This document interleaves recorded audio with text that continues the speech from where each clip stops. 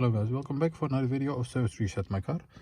Today I'm going to show you I can reset the oil service indicator of an Seat Ibiza 2012 model. After changing the oil or the filters, you have to get rid of the indicator appearing here, the wrench indicator. I'm going to show you how you can do that for yourself. Before we start, I want to mention our YouTube channel, it's Service Reset My Car.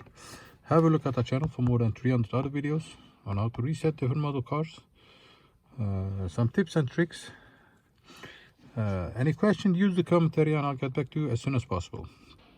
Okay, let's start with this one. When the ignition, the first step is turn the ignition off. Then we have two buttons over here, the menu button and the set button. Press the set button, hold it while you turn the ignition back on to the second position. And as you can see, the wrench indicator pops up.